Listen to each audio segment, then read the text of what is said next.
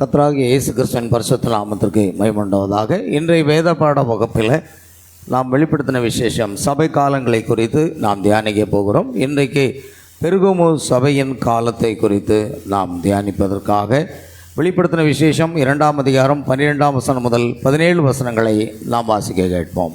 பெர்கமு சபையின் தூதனுக்கு நீ எழுத வேண்டியது என்னவெனில், இருபுறமும் கருக்குள்ள பட்டயத்தை உடையவர் சொல்லுகிறதாவது, உன் கிரியைகளையும் சாத்தானுடைய சிங்காசனம் இருக்கிற இடத்தில் நீ குடியிருக்கிறதையும், நீ என் நாமத்தை பற்றி கொண்டிருக்கிறதையும், சாத்தான் குடி கொண்டிருக்கிற இடத்திலே உங்களுக்குள்ளே எனக்கு உண்மையுள்ள சாட்சியான அந்திப்பா என்பவன் கொல்லப்பட்ட நாட்களிலும் என்னை பற்றும் விசுவாசத்தை நீ மறுதலியாமல் இருந்ததையும் அறிந்திருக்கிறேன். ஆகிலும் சில காரியங்களை குறித்து உன் பேரில் எனக்கு குறை உண்டு. விக்கிரகங்களுக்கு படைத்தவைகளை புசிப்பதற்கும் வேசித்தனம் பண்ணுவதற்கும் ஏதுவான இடரலை இஸ்ரவேல் புத்திரர் முன்பாக போடும்படி பாலாக் என்பவனுக்கு போதனை செய்த பிலேயாமினுடைய போதகத்தை கைக்கொள்கிறவர்கள் உன்னிடத்தில் உண்டு. அப்படியே நிக்கோலாய் மதஸ்தருடைய போதகத்தை கைக்கொள்ளுகிறவர்களும் உன்னிடத்தில் உண்டு. அதை நான் வெறுக்கிறேன். நீ மனந்திரும்பு, இல்லாவிட்டால் நான் சீக்கிரமாய் உன்னிடத்தில் வந்து என் வாயின் பட்டயத்தால் அவர்களோட யுத்தம் பண்ணுவேன். ஆவியானவர் சபைகளுக்கு சொல்லுகிறதை காதுள்ளவன் கேட்க கடவன். ஜெயம் கொள்ளுகிறவனுக்கு நான் மறைவான மன்னாவை புசிக்க கொடுத்து அவனுக்கு வெண்மையான குறிக்கல்லையும் அந்த கல்லின் மேல் எழுதப்பட்டதும் அதை பெறுகிறவனே அன்றி வேறொருவனும் அறியக்கூடாததும் ஆகிய புதிய நாமத்தையும் கொடுப்பேன் என்று எழுது. ஆமேன். ஜெபம் செய்வோம். அன்பும் கிருபை இரக்கம் நிறைந்த பரலோக பிதாவே, எங்கள் ஆண்டவர் இரட்சகரமாக இயேசு கிறிஸ்துவின் நாமத்துக்கு மகிமை உண்டாகும்படியாக ஜெபிக்கிறோம். ஆண்டவரே, உம்முடைய பிரதான கிருபையினாலும் இரக்கத்தினாலும் மறுபடியுமாக நாங்கள் இந்த மாலை வேளையில் உம்முடைய பாதத்தில் வந்து சிறிது நேரம் உம்முடைய வார்த்தையை தியானிக்கவும் உம்மை துதித்து பாடவும் தந்த கிருபைக்காக நன்றி செலுத்துகிறோம். இயேசு கிறிஸ்துவினுடைய நாமத்தில் வாசிக்கப்பட்ட வேத வசனங்களை கர்த்தர் ஆசீர்வதிப்பாராக. இந்த வசனங்கள் மூலமாக கர்த்தருடைய ஆவியானவர் அடியனை அபிஷேகப்பட்ட வார்த்தைகளை பேசும் அநேக தேவ பிள்ளைகளுக்கு பிரயோஜனமாக இருக்கத்தக்கதாக தேவன் தாமே இந்த வார்த்தைகளை ஆசீர்வதித்தாரும், இந்த செய்தியை ஆசீர்வதித்தாரும். துதிகர மகிமை யாவற்றும் செலுத்துகிறோம். கர்த்தராகிய இயேசு கிறிஸ்துவினுடைய நாமத்தில் கேட்கிறோம் பிதாவே, ஆமென். உட்காரும். கடந்த வாரத்தில் நாம் பார்த்தோம், அதாவது நிக்கோலாய் மதஸ்தருடைய கிரியை. சொல்லப்போனால் பிரியமானவர்களே,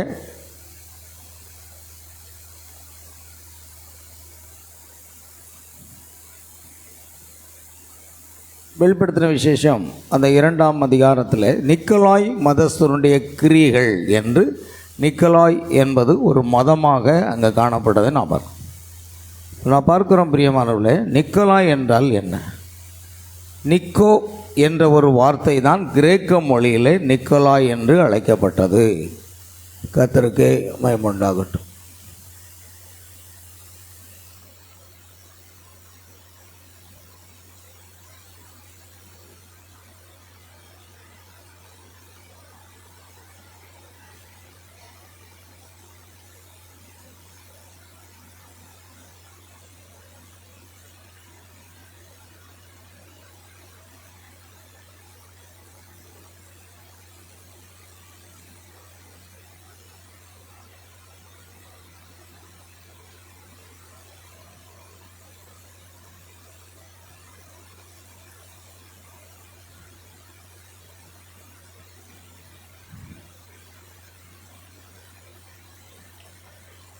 கவனிப்போம். முதலாவது சபை எபேசு, பின்பு சிமிர்னா சபை குறித்து பார்த்தோம். அதில் சில காரியங்கள் நிக்கோலாய் மதஸ்தருடைய போதகத்தை கைக்கொள்ளுகிறவர்கள் உண்டு என்று 15வது வசனம் சொல்கிறது. இது 2வது சபை காலத்திலேயே ஆரம்பிக்கப்பட்ட ஒரு காரியம். நிக்கோலாய் என்ற வார்த்தைக்கு நிக்கோ என்ற கிரேக்க வார்த்தையிலிருந்து கொண்டு வரப்பட்டது. நிக்கோ என்றால் அது சபையை அல்லது வென்று கீழே தள்ளுதல். நிக்கோ லைடி, அதாவது சபையின் ஜனங்களை வென்று மேற்கொண்டு விடுதல் அல்லது சபையை ஆட்கொள்ளுதல் என்று பொருள். அவ்வாறு அவர்கள் முதலாவது சபையானது பெந்தகோஸ்தே நாளில் மேல் வீட்டறையில் காத்திருந்த பொழுது பரிசுத்த ஆவியினுடைய அபிஷேகத்தை பெற்றுக்கொண்டு பின்பு அவர்கள் தேவனுடைய நாம மகிமைக்காக ஒரு வெற்றியான ஒரு வாழ்க்கை, அற்புதங்கள், அடையாளங்கள், பரிசுத்த ஆவியினுடைய அபிஷேகத்தோடு கூட உலகெங்கும் சென்று அப்போஸ்தலர்கள் சுவிசேஷத்தை பிரசங்கிக்கும்படியாக தேவன் வல்லமையாக அவர்களை பயன்படுத்தினார். ஆனால் பின்னால் என்ன நடந்தது என்றால், நிக்கோலாய் என்ற வார்த்தை சபை ஆட்கொள்ளுதல், சபையை பரிசுத்த ஆவியை ஆட்கொள்வதற்கு பதிலாக சபையை பெரிய பெயர் புகழ் பெற்றவர்கள், பணக்காரர்கள், வசதி படைத்தவர்கள், இவர்கள் என்ன செய்தார்கள்? சபையிலே தன்னுடைய ஆதிக்கத்தை செலுத்த ஆரம்பித்தார்கள். ஆகையால் சபையை அவர்கள் ஆட்கொண்டு அதற்கு தலைவரையும் நியமிக்க ஆரம்பித்தார்கள். அதனால தான் நிக்கோலாய் என்ற வார்த்தைக்கு சபை ஆட்கொள்ளுதல் என்று அர்த்தம். ஆகையால் அவர்களை வென்று கீழே தள்ளி அவர்களுக்குள் ஒரு மனிதன் ஒழுங்கை நியமித்து திணித்து மத குருமார்கள் அவர்கள் மேல் ஆதிக்கம் செலுத்தி இவர்கள் ஒன்று கூடி எவ்வாறு போதிக்க வேண்டுமென்று முடிவு கட்டுகிறார்களோ அதற்கேற்ப ஜனங்களுக்கு போதிப்பது என்ற விதமாக நிக்கோலாய் மதஸ்தரின் கிரியைகள் ஆரம்பித்தன.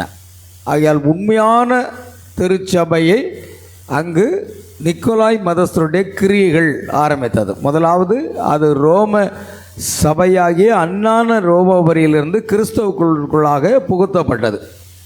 அது நிசையா ஆலோசனை சங்கம். இவ்வாறு இந்த விஷயத்திலே அது அரங்கேற்றம் செய்து அதுக்கு ஒரு தலைவரை நியமித்தார்கள். அவனமாக கான்ஸ்டன்டைனுடைய அரசனுடைய ஆட்சி காலத்தில் அது மனித தலைமையின் கீழாக கொண்டு வரப்பட்டதை நாம் பார்க்கிறோம். ஆக நிசையா என்ற ஒரு ஆலோசனை சங்கமானது கிபி 325 தொடங்கப்பட்டு சபையிலே பணக்காரர்கள், வசதி படைத்தவர்கள், பெயர் பெற்றவர்களுடைய ஆதிக்கம் செலுத்த ஆரம்பித்து அதற்கு ஒரு கொள்கையும் நியமித்து இந்த கொள்கையைத்தான் போதிக்க வேண்டும் என்ற ஒரு சட்டத்திட்டத்தையும் கொண்டு வந்தார்கள். அதுதான் முதலாவது ஒரு ஸ்தாபனம் தோன்ற காரணமாக இருந்தது. அதே விதமான மக்கள் நிசையாவில் நடந்த ஆலோசனை சங்கத்தில் ஒன்று கூடி இவ்வாறு ஒரு மனிதனுடைய நியமத்தை அல்லது ஒரு தலைவரை ஏற்படுத்தினார்கள். அதுதான் முதலாவது ரோமன் கத்தோலிக்க சபையாக ஸ்தாபனமாக உருவாக்கப்பட்டது. பவுல், இர்னேயஸ், மார்ட்டின் ஆகியோரின் ஊழியத்தில் கிடைத்த ஆத்துமாக்களை கொண்ட குழுவிலிருந்து சிலரை வேறு பிரித்து கொண்டு கத்தோலிக்க சபை உருவாயிற்று.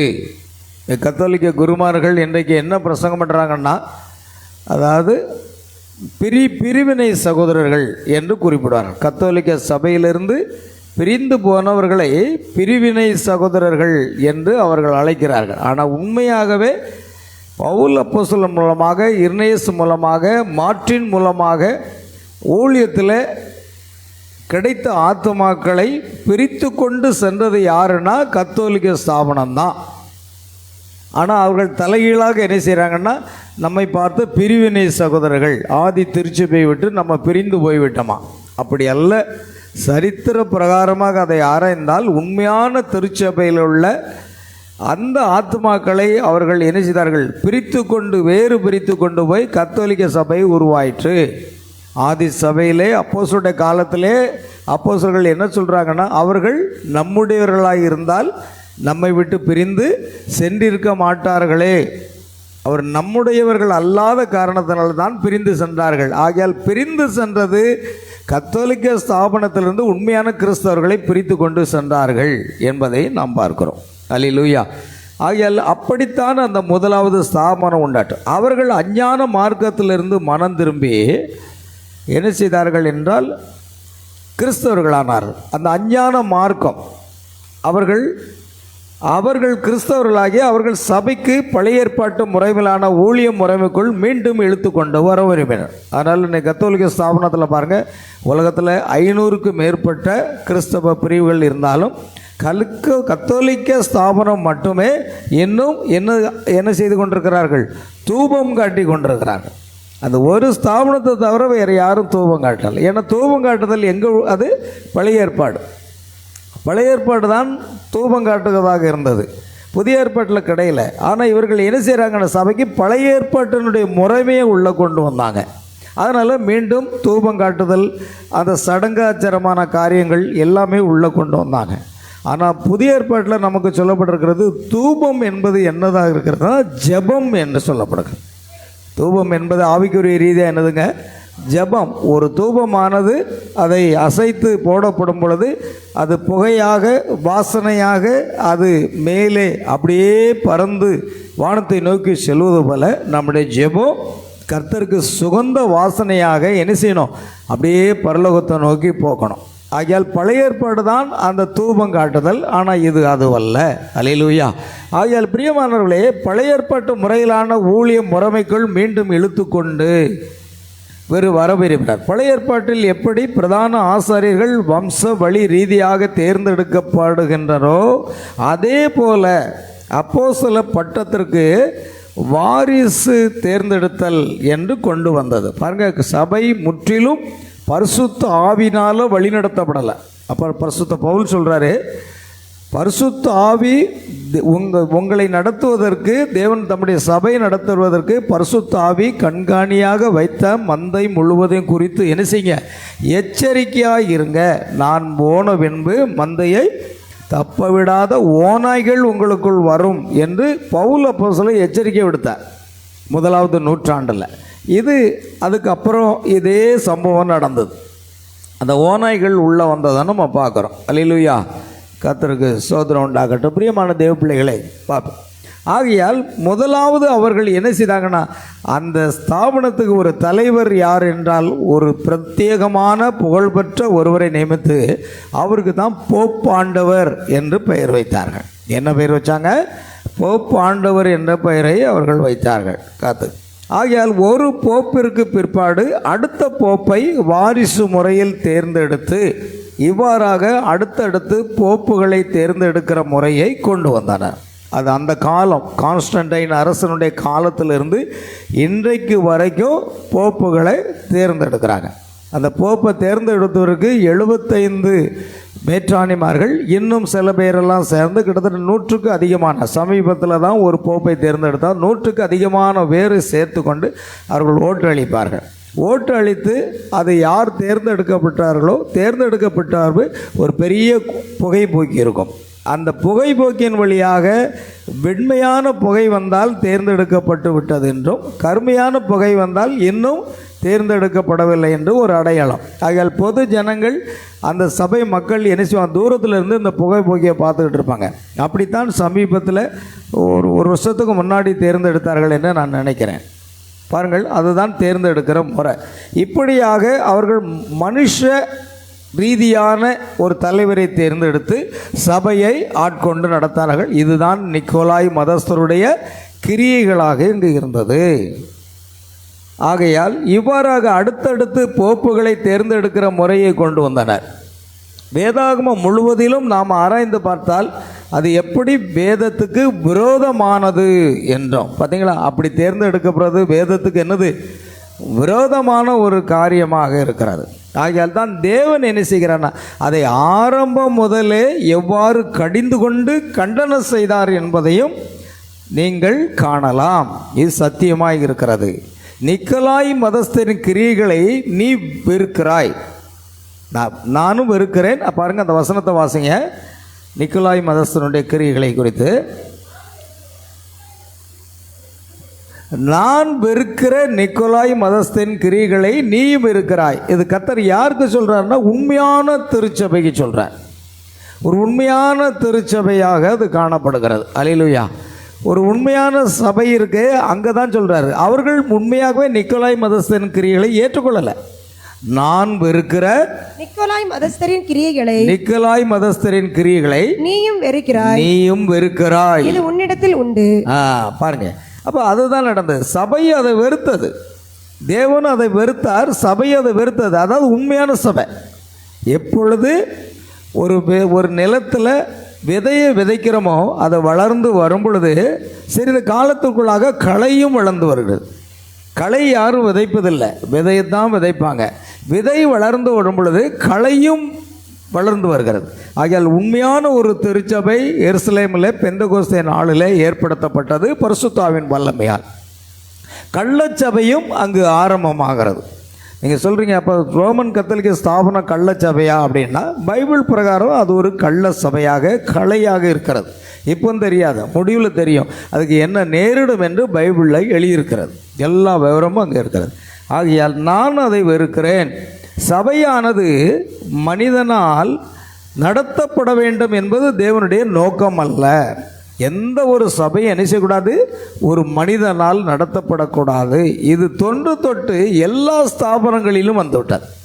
கத்தோலிக்க ஸ்தாபனத்துக்கு மனித தலைமை, புராட்டஸ்டன்ட் ஸ்தாபனத்துக்கு ஒரு மனித தலைமை, லுத்தரன் ஸ்தாபனத்துக்கு ஒரு மனித தலைமை. அப்படியானால் இப்பொழுது பெந்தெகோஸ்தே ஸ்தாபனத்துக்கும் என்ன இருக்கிறது? ஒரு மனித தலைமை தான் இருக்கிறது. ஆனால் தேவனுடைய சபைக்கு இயேசு கிறிஸ்து தான் தலைவரே தவிர வேறு யாரும் தலைவர் கிடையவே கிடையாது. ஆமே. அது கூட பெந்தெகோஸ்தேல கூட சீஃப் பாஸ்டர் அப்படின்னு சொல்லி தலைமை பாஸ்டர் அப்படின்லாம் சொல்லுவாங்க. ஆனால் இங்கே அது கிடையவே கிடையாது. இங்கே தலைமை பாஸ்டரே கிடையாது. ஏனென்றால் தேவனுடைய நோக்கம் அதுவல்ல. தேவனே தன் சபையை என்ன செய்கிறாரா? நடத்தி செல்கிறார். அவர் ஆவியின் வரங்களை கொண்டு சபை நடத்தி செல்கிறார். பாருங்கள், பரிசுத்த ஆவியில் நிரப்பப்பட்ட ஜனங்கள் தான் உண்மையான திருச்சபையாக இருந்தார்கள். ஆனால் இப்பொழுது என்ன வருகிறது?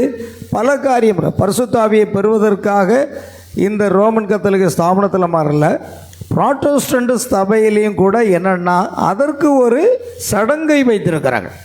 பரிசுத்த ஆவியை பெறுவதற்கு ஒரு சடங்கு கத்தோலிக்க ஸ்தாபனத்தில் இருக்கிறது. அதே போல் புராட்டஸ்டன்ட் ஸ்தாபனத்தில் அது திடப்படுத்தல் அப்படின்னு சொல்லிட்டு அதுதான் பரிசுத்த ஆவி பெற்றதுக்கு அடையாளமாக அது ஒரு கொள்கை. ஆனால் பெந்தெகோஸ்தேனர் பரிசுத்த ஆவியின் அபிஷேகம் தேவனிடத்திலிருந்து வருகிறது என்றாலும் அது அந்நிய பாஷை அல்ல. பரிசுத்த ஆவியின் அபிஷேகம் வேறு, அந்நிய பாஷை பேசும் வரம் வேறு என்பதை இந்த காலத்து செய்தியினாக நாம் அறிந்து கொண்டோம். ஆகையால் பிரியமானவர்களே, அவர் ஆவியின் வரங்களை கொண்டு சபையை நடத்தி செல்லுகிறார். ஆவியில் சீர்திருத்தம் கொண்டு வரவே தேவன் சபையில் ஆவிக்குரிய வரங்களை அளித்திருக்கிறார். சபையில் என்ன செய்யணுமா? 9 வரங்கள் இருக்கிறது. இந்த வரங்கள் எதற்காக? சபையினுடைய பிரயோஜனத்திற்காக, வளர்ச்சிக்காக, சபையை சீர்திருத்துவதற்காக தேவன் அதை வைத்திருக்கிறார். அந்த 9 வரங்கள் நமக்குள் கிரியை செய்யுமானால் அது சபை வளர்ச்சிக்கு உதவும். விசேஷமாக என்ன செய்யுங்க? வரங்களை விரும்புங்கள், தீர்க்க தரிசனத்தை நாடுங்கள் என்று வசூல். தீர்க்க தரிசன வரம், அந்நிய பாஷை பேசுகிறவன் தனக்கு பக்தி விருத்தி வேண்டியதாக பேசுகிறான். தீர்க்க தரிசனம் சொல்லுகிறவனோ சபைக்கு பக்தி விருத்தி உண்டாக பேசுகிறான். ஆகையால் சபையில் தீர்க்க தரிசன வரம் அது இருந்தால் சபை வளர்ச்சி அடையும். அல்லேலூயா. ஆகையால் அவருடைய சபையில் 5 ஊழிய உத்தியோகங்கள் அவருக்கு உள்ளது. தேவனுடைய உண்மையான சபையில் 5 விதமான உத்தியோகங்கள் உள்ள ஊழியங்கள் இருக்கிறது. அவைகளில் முதலாவது அப்போஸ்தலர்கள், அதாவது மிஷனரிகள் ஊழியம். மிஷனரி அல்லது அப்போஸ்தல ஊழியமானது இருக்கிற அழைப்புகளிலேயே மிகவும் உயர்ந்த ஒன்றாக இருக்கிறது. மிஷனரி என்ற வார்த்தைக்கு அனுப்பப்பட்டவன் என்று அர்த்தமாம். அப்போஸ்தலன் என்ற வார்த்தைக்கும் அனுப்பப்பட்டவன் என்றுதான் அர்த்தம்.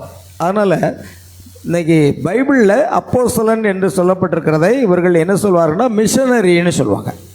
இந்த மிஷனரி அனுப்பப்பட்டவர்கள் அப்படின்னா தேவனால் அனுப்பப்பட்டவர்கள், தேவனுடைய ஆவியினால் அனுப்பப்படுகிறவர்கள் தான் மிஷனரி. இந்த மிஷனரி உலகம் எங்கும் சுவிசேஷத்தை பிரசங்கிப்பதில் அப்போஸ்தலர்கள் உலகமெங்கும் போய் சுவிசேஷத்தை என்ன செய்தாங்க? பிரசங்கித்தாங்க. ஆகையால் பிரத்யேகமான மிக உயர்ந்த ஒரு ஊழியம் என்பது அப்போஸ்தல ஊழியம். அப்போஸ்தல ஊழியம் தேவனால் அனுப்பப்பட்டு உலகம் சென்று வார்த்தை பிரசங்கித்து சபையை ஸ்தாபிப்பது தான் இவர்களுடைய ஊழியம். அங்கங்கே சபைகள் என்ன செய்வார்கள்? ஸ்தாபிப்பது. அப்படி ஒவ்வொரு ஊழியத்திற்கும் ஒரு அர்த்தம் இருக்குது. ஒரு சுவிசேஷகன் கிராமமாக இல்லை எங்கு பட்டங்கள் சென்று சுவிசேஷ பிரசங்கிறார். ஒரு மேய்ப்பன் ஒரு சிறிய மந்தையை மேய்க்கிறான். ஒரு போதகன் பரிசுத்தாவின் அபிஷேகத்திலிருந்து ஒரு டீச்சிங், ஒரு போதகராக இருக்கிறார். ஆனால் இதில் உயர்ந்த பதவி அப்படின்னா அப்போஸ்தலருடைய ஊழியமாக இருக்கிறது. சரி, இப்போ கவனிங்க, தேவன் 5 விதமான ஊழியங்களையும் வைத்திருக்கிறார் என்பதை நாம் பார்க்கிறோம். அதுதான் அர்த்தம். ஆகையால் அந்த மிஷனரி என்ற வார்த்தைக்கும் அனுப்பப்பட்டவன் என்று தான் அர்த்தம். ஆனால் அதை எப்படியோ அவர்கள் மிஷனரி என்று அழைத்து கொண்டார்கள். ஆனால் பைபிள் அதை அப்போஸ்தலன் என்று அழைக்கிறது. கர்த்தருக்கு ஸ்தோத்திரம் உண்டாகும். எப்படி ஆகினும் அவர்கள் அப்போஸ்தலர்களே. இந்த மிஷனரிகள் யாரா? அப்போஸ்தலர்கள் தான் என்று வேதம் சொல்லுகிறது. அப்போஸ்தலர்கள், தீர்க்கதரிசிகள், போதகர்கள், சுவிசேஷகர்கள், மேய்ப்பர்கள் ஆகிய இந்த ஐந்தும் அவருடைய சபைக்கென தேவனுடைய தெரிந்து கொள்ளப்பட்ட உத்தியோகங்களாகும். அப்போ இது தேவன் தாமே தேர்ந்தெடுக்கிறார். எப்படி? மத்தேயு 10ஆம் அதிகாரத்தில் இயேசு கிறிஸ்து ராம் முழுவதும் ஜெபம் செய்து 12 அப்போஸ்தலர்களை அவர் தெரிந்து கொண்டு அவர்களுக்கு அப்போஸ்தலர்கள் என்று பெயரிட்டார். பாருங்கள், இது ஒரு மனிதன் அல்ல, இது தேவன் அழைக்கின்ற ஊழியம். தேவன் தாமே இந்த 5 விதமான ஊழியமும் மனிதனால் ஏற்படாமல் தேவனால் நியமிக்கப்பட்ட ஊழியங்களாக இருக்கிறது. ஆனால் ஒரு போப்போ, ஒரு அத்தியட்சரோ, ஒரு மேட்டானியாரோ, ஒரு பிஷப்போ, ஒரு உதவிக்காரனோ, ஒரு டீகனோ, ஒரு மூப்பரோ, இது எல்லாமே சபை நியமிக்கக்கூடிய காரியம். இது தேவனால் நியமிக்கப்படுறது அல்ல. தேவனால் நியமிக்கப்படுறது 5 விதமான ஊழியம் மட்டும்தான். சரி, இப்போ கவனிக்கிறோம்.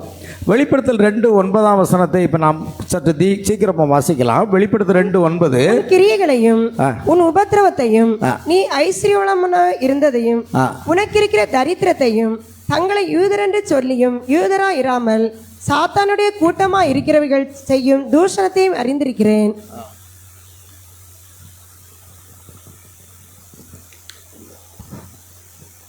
அல்லேலூயா. கவனிங்க, இதில் என்ன சொல்லப்பட்டிருக்குன்னா, இதில் உபத்திரவத்தை பற்றி கூறப்பட்டிருக்கு. உபத்திரவை பற்றி, உன் கிரியைகளையே அறிந்திருக்கிறேன், உன் உபத்திரவத்தையும் நீ ஐஸ்வர்யம் உள்ளவனாக இருந்தும் உனக்கு இருக்கிற தரித்திரத்தையும் என்பதாக நம்ம பார்க்குறோம். அல்லேலூயா. பாருங்கள், அவர் உண்மையான ஒரு சபையிடம் இதை பேசுகிறார். நிக்கோலாய் மதஸ்தரின் கிரியைகளை வெறுக்கும் உண்மையான சபையோடு அவர் பேசுகிறார். தங்களை யூதர் என்று சொல்லியும் யூதராய் இராமல் சாத்தானுடைய கூட்டமாக இருக்கிறவர்கள் செய்யும் தூஷணத்தையும் நான் அறிந்தேன். பாருங்கள், எல்லாரும் யூதர்கள் அல்ல, அவன் யூதன் என்று சொல்லியும் சாத்தானுடைய கூட்டமாக இருக்கிறார்கள் என்று முதலாவது அந்த யோவான் அப்போஸ்தலன் மூலம் வெளிப்படுத்தப்பட்ட வார்த்தையை பார்க்கிறோம். அவர்கள் முறையிட்டார்கள், அவர்கள் வறுமையில் வாடினர், அவர்களுக்கு இருந்தவைகளை எடுத்துக்கொள்ளப்பட்டு விட்டன. அவர்கள் இதுபோன்ற ஒரு சிறிய சபையை கட்டி எழுப்பியிருந்தனர். அவர்கள் சிறு கூட்டமாக இருந்தபடியால் பெருங்கூட்டமாக இருந்த மற்ற அந்த ஸ்தாபனம், அந்த நிக்கோலாய் மதஸ்தருடைய கிரியைகளை கொண்டுள்ள அந்த கத்தோலிக்க ஸ்தாபனம் அவர்களை வெளியே தள்ளி அவர்களை ஒடுக்கியது. நீங்கள் அந்த மூலையிலும் ஒதுங்கிய தெருக்களிலும் மற்றும் உங்களுக்கு கிடைத்த இடங்களிலும் ஆராதிக்க கூடி வருகிறீர்கள். அல்லேலூயா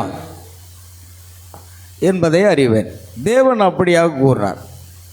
பாருங்க, இந்த இடத்துல பார்த்தீங்கன்னா, ஜனங்கள் கூடி ஆராதிப்பதற்கு பூமிக்கு அடியில் இருக்கும் அடக்க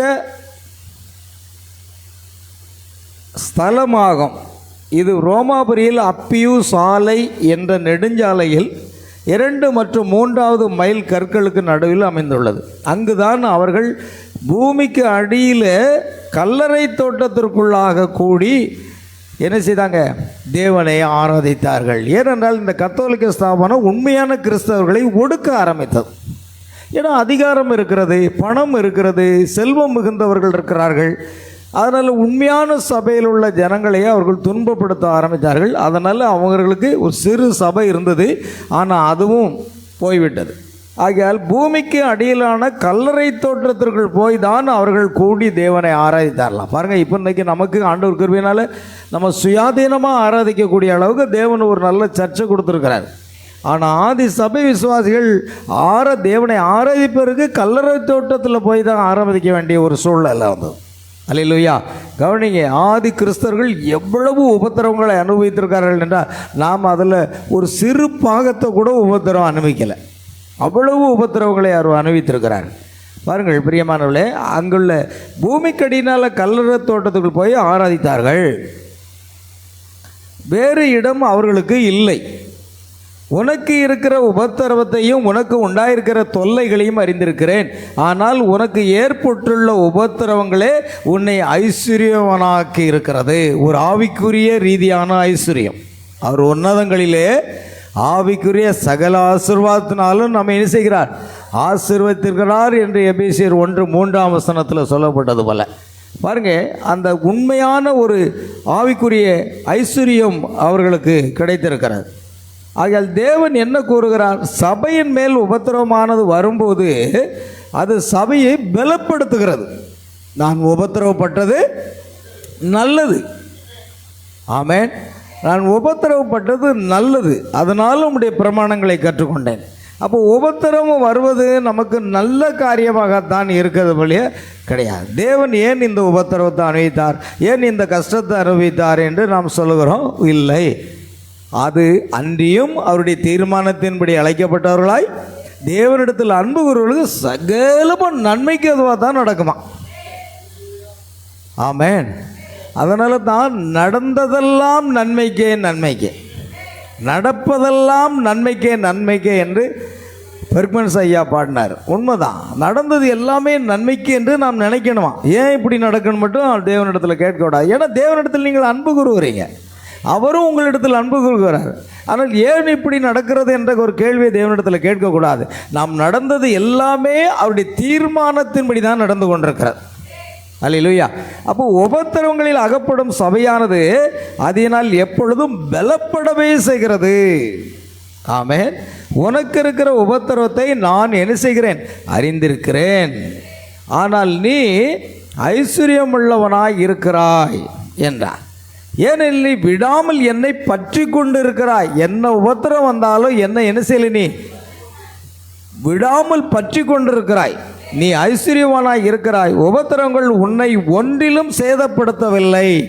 ஒரு உண்மையான விசுவாசிக்கு பவுல் அப்போஸ்தலன் சொன்னது போல பட்டியமோ நாசமோசமோ பசியோ நிர்வாணமோ வியாகுலமோ எது வந்தாலும் என் தேவனையே அன்பை விட்டு பிரிப்பவன் யார் என்று பவுல் சொல்கிறார். என்ன வந்தாலும் தேவனை விட்டு நம்ம என்ன செய்ய முடியாது, விலக்க முடியாது. அதுதான் முக்கியம். உபத்திரவம் வருது, பிரச்சனை வருது, போராட்டம் வருதுன்னு ஆண்டவரை விட்டு பின்வாங்கி போகிறாங்கன்னா அது சரியான காரியம் அல்ல. ஆனால் உபத்திரம், வியாகுலம், பட்டயம், நாசமோசம், பசி, நிர்வாணம் எது வந்தாலும் தேவனுடைய அன்பை விட்டு நம்ம என்ன செய்யக்கூடாது, பிரிக்கக்கூடாது. அதே போன்று தான் இந்த சபை மக்களும் உபத்திரவங்கள் உன்னை ஒன்றிலும் சேதப்படுத்தவில்லை. இங்கே பார்க்கையில் நிக்கோலாய் மதத்தினருக்கு இப்பொழுது ஒரு ஜெப ஆலயம் கிடைத்திருக்கிறது. வேதம் அவ்வாறு கூறுகிறது. அதை நீங்கள் 9ஆம் வசனத்தில் பார்த்திருக்கலாம். ஈராமல், அதாவது சாத்தானுடைய கூட்டமாய் இருக்கிற, அல்லேலூயா, சாத்தானுடைய கூட்டம் என்று அழைக்கப்பட்டிருக்கிறது. பாருங்க, ஏன் அது சாத்தானுடைய கூட்டம் என்று அழைக்கப்பட்டது என்றால் அஞ்ஞான மார்க்கம் உள்ள இருக்கு, பழைய ஏற்பாட்டினுடைய பிரமாணங்கள் உள்ள இருக்கு. அஞ்ஞான மார்க்கமாகிய ஜூபிட்டர், அந்த செராமி, அந்த தேவதைகளை வணங்குற அந்த வழிபாடும் அங்கே இருக்குது. அதனால தான் மாதாவை வணங்குறாங்க. மாதாவை ஏன் வணங்குறாங்க? இந்த அஞ்ஞான ரோபமரி யாரை, செமிராமிஸ் என்று சொல்லப்படுகிற ஒரு தேவதையை வணங்கினாங்க. சூரிய கடவுளை வணங்கினாங்க, ஜூபிட்டரை வணங்கினாங்க. அதுவும் இதுவும் இணைந்ததுனால தான் இன்றைக்கு அங்கே சொர்ப வழிபாடு வந்தது. கத்தோலிக்க ஸ்தாபனம் தூபம் காட்டுகிறது, மரித்த பிற்பாடு ஜெபம் பண்ணி அவங்க பரலோகத்துக்கு அனுப்புறது, அடுத்து ஜெபமாலை சொல்கிறது. அடுத்தது இது என்ன ஒரு காரியம், இந்த நான் இப்போ சொன்ன ஒரு காரியம், அதாவது என்னங்க டக்குன்னு மறந்து, அதாவது முழுக்க முழுக்க அஞ்ஞானம், அதாவது ஜூபிட்டர், இந்த செமிராமிஸ் தேவதை சொர்ப வழிபாடு. கத்தோலிக்க ஸ்தாபனத்தை தவிர எந்த ஸ்தாபனத்திலையும் சொர்ப வழிபாடு இருக்கா? கிடையவே கிடையாது. கத்தோலிக்க ஸ்தாபனம் முழுக்க முழுக்க அஞ்ஞான மார்க்கத்தையும் என்ன செய்தாங்க, கிறிஸ்தவத்தையும் இணைத்தது. அதான் நான் எப்பொழுதுமே சொல்லுவேன், முதலாவது திருச்சபை எங்கு தோன்றிட்டு? எருசலேமில் மேல் வீட்டறையில். அங்குதான் பரிசுத்த ஆவியானவர் முதலாவது சபையை ஏற்படுத்தினார். ஆனால் இந்த கத்தோலிக்க ஸ்தாபனம் எங்கே தோன்றிட்டு? ரோம் நாட்டில் தோன்றிட்டு. ரோம் நாடு எடுத்துக்கிட்டிங்கன்னா பவுல் ரோமர்கள் எழுதின நிருபத்தில் அவர்கள் சிருஷ்டிகரை தொழுது செய்யாமல் சிருஷ்டியை உண்டாக்கப்பட்டவைகள் பாருங்க வசங்க ரோமர் 1:25 ரோமர் 1:25 வசனம். தேவனை அறிந்தும் அவரை தேவன் என்று மகிமைப்படுத்தாமல் ஸ்தோத்தரியாமல் இருந்து தங்கள் சிந்தனைகளினாலே வீணரானார்கள். உணர்வில்லாத அவர்களுடைய இருதயம் இருளடைந்தது. அவர்கள் தங்களை ஞானிகள் என்று சொல்லி இல்ல நான் சொன்ன வசனம் அவர்கள் தேவனுடைய சத்தியத்தை அவர்கள் தேவனுடைய சத்தியத்தை பொய்யாக மாற்றி சிருஷ்டிகரை தொழுது சேவியாமல் சிருஷ்டிகரை தொழுது சேவியாமல் சிருஷ்டியை தொழுது சேவித்தார்கள். அவரே என்றென்றைக்கும் ஸ்தோத்திரிக்கப்பட்டவர். ஆமென். அடுத்து என்ன இருக்கும்? அவர்கள் பறவைகள், ஊரும் பிராணிகள், அழிவில்லாத தேவனுடைய மகிமையை அழிவில்லாத தேவனுடைய மகிமையை அழிவுள்ள மனுஷர்களை தொழுது கொண்டாங்க. பறவைகளை தொழுது கொண்டாங்க. மிருகங்கள் ஊரும் பிராணிகள் ஆகிய இவைகளுடைய ரூபங்களுக்கு ஒப்பாக எல்லாத்தையும் வணங்குற கூட்டம் தாங்க ரோமர்கள். அங்கே தான் கத்தோலிக்கத்தை போய்ட்டு. அதனால் நான் எப்போதும் சொல்லேன், ஒரு முறை என்னுடைய தம்பியினுடைய மனைவி என்னிடத்தில் வந்தான். ஏதான் நீங்கள் ஆதி திருச்சபையிலிருந்து நீங்கள் இப்படி பெந்தகோசையாக போயிட்டீங்களாமே அப்படின்னா, நான் சொன்னேன் நான் பெந்தகோசை கிடையாது, நான் தான் உண்மையான கத்தோலிக்கன் அப்படின்னு சொன்னேன். பதில் சொன்னேன். அல்லேலூயா. நான் பெந்தகோசை கிடையாதுங்க, நான் உண்மையான கத்தோலிக்கன், மூல கத்தோலிக்கன். நீங்கள் ரோமன் கத்தோலிக்கர்கள். அப்போ ரெண்டுக்கு என்ன வித்தியாசம்? மூல கத்தோலிக்கன் பாவம் மன்னிப்பு கண்டு கத்தராகிய இயேசு கிறிஸ்துவினுடைய நாமத்தில் ஞானசாரம் பெற்று பரிசுத்த ஆவியினுடைய அபிஷேகத்தை பெற்று மறுபடியும் பிறந்தவர்கள் தான் மூல கத்தோலிக்கர்கள். ரோமன் கத்தோலிக்கர்கள் என்று கிட்டத்தட்ட 300 ஆண்டுகளுக்கு பிற்பாடு, 3 நூற்றாண்டு முடிந்து 4வது நூற்றாண்டில் தான் அங்கே அது வருகிறது. அப்போ நான் சொன்னேன், கத்தோலிக்கர்கள் உண்மையான கிறிஸ்தவர்கள், ரோமர்கள் பறவைகள், ஊரும் பிராணிகள், மனுஷர்களை தொழுது கொண்டவர்கள். அப்படி பார்த்தா இந்த கான்ஸ்டன்டைன் அரசன் என்ன செய்தான்? உள்நாட்டுக்குள்ள பிரச்சனை வந்த உடனே ரோமர்களையும் அழைத்து கத்தோலிக்கர்களையும் அழைத்து, இனிமேல் நீங்கள் தனித்தனியாக வேண்டாம், ஒன்றாகவே நீங்கள் ஆராதனை செய்யுங்க, அதனால் ஒரு புதிய மதத்தை ஏற்படுத்துகிறேன், நீங்கள் இனிமேல் ரோமன் கத்தோலிக்கு என்று அழைக்கப்படுவீர்கள் அப்படின்னு ஒரு ஸ்தாபனத்தை ஏற்படுத்தான். இந்த ஜனங்களுக்கு சத்தியமே தெரியாது. கேட்டால் நாம் பிரிவினை சகோதரர்களாம், பிரித்து கொண்டு போனது, உண்மையான விசுவாசியை பிரித்து கொண்டு போனதே கத்தோலிக்க ஸ்தாபனம் தான். அவருடைய கொள்கைக்கு உடன்படலைன்னா அவர்களை என்ன செய்தாங்க? கொன்று போட சொன்னதும் கத்தோலிக்க ஸ்தாபனம் தான். இதெல்லாம் சரித்திரத்தில் இருக்குது, யாரும் மாற்ற முடியாது. அதான் 6,80,00,000 பேர் இரத்த சாட்சியாக மரித்த காலங்கள். சரி, இப்போ கவனிங்க, இது அதனால தான் பைபிள் சொல்லுது அது சாத்தானுடைய கூட்டமாகவே இருக்கிறது. இதை வெளியே போய் சொல்ல முடியாது, ஏன்னா ஜனங்களுக்கு புரியாது. ஆனால் பைபிள் அது என்னன்னு சொல்லு பாருங்கள், சாத்தானுடைய ஒரு கூட்டமாக.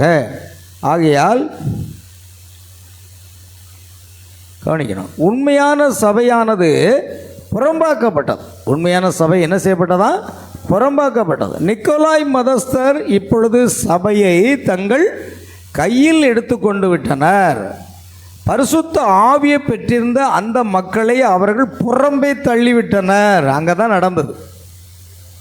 ஆமேன். ஆனால் எப்போது ஞாபகம் வச்சுடுங்க, உண்மையான கிறிஸ்தவர்கள் கத்தோலிக்கர்கள். ஆனால் இந்த அஞ்ஞான மார்க்கத்தில் வந்தது ரோமன் கத்தோலிக்கர்கள். அதுக்கு இதுக்கும் வித்தியாசம் இருக்குது. இது பரிசுத்தாவின் அபிஷேகம் பெற்றவங்க. அது என்ன செய்தாங்க? போவனுடைய மோதிரத்தை முத்துறதும் வணங்குறதும் சொரூபங்களை வணங்குறதும், இதுதான் அந்த ரோமன் கத்தோலிக்கர்கள். ஏன்னா அவங்க அதை தான் செய்துட்டு வந்தாங்கன்னு ரோமருக்கு பவுல் எழுதுகிறார். ஆகையால் பரிசுத்த ஆவியை பெற்றிருந்த அந்த மக்களை அவர்கள் என்ன செய்தாங்களாம்? புறம்பே தள்ளிவிட்டனர். அவர்கள் இவர்களுக்கு உபயோகம் இல்லாதவர்களாக ஆகிவிட்டது.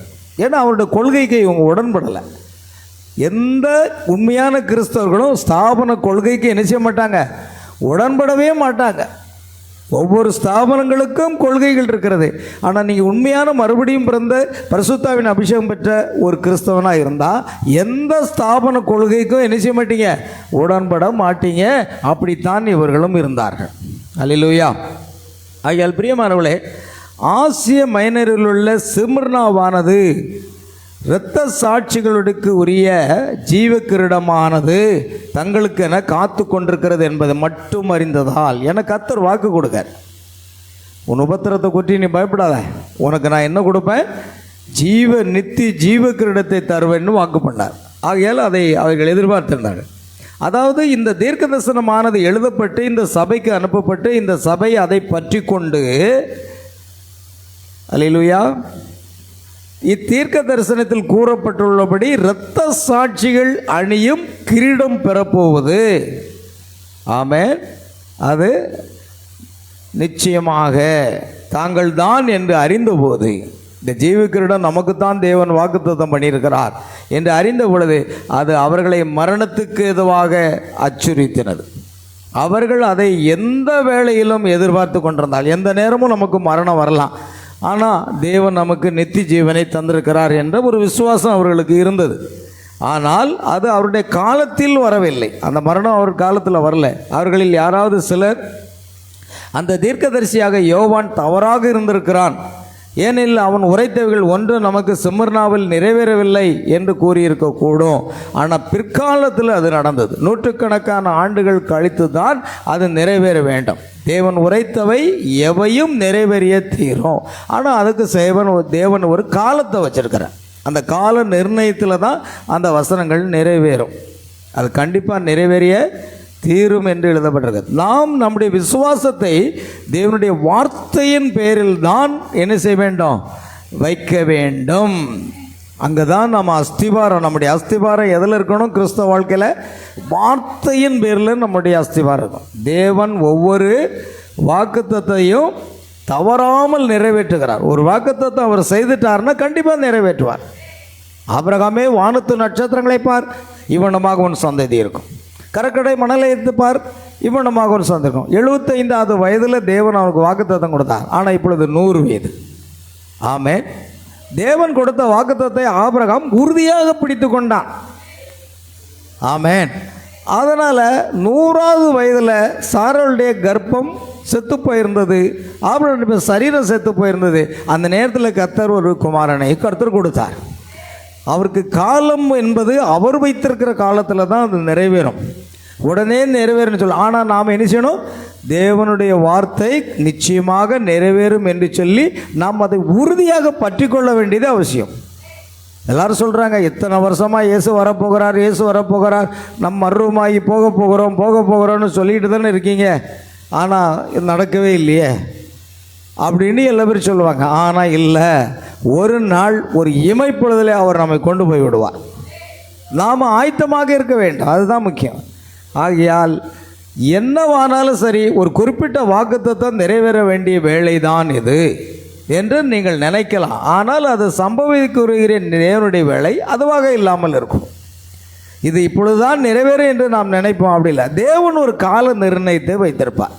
பாருங்கள், ஏசாயா தீர்க்கதரிசி ஒரு கன்னி கர்ப்பவதியாகி ஒரு குமாரனை பெறுவாள், அவருக்கு இம்மானுவேல் என்று பெயரிடுவார்கள் சொன்னார்.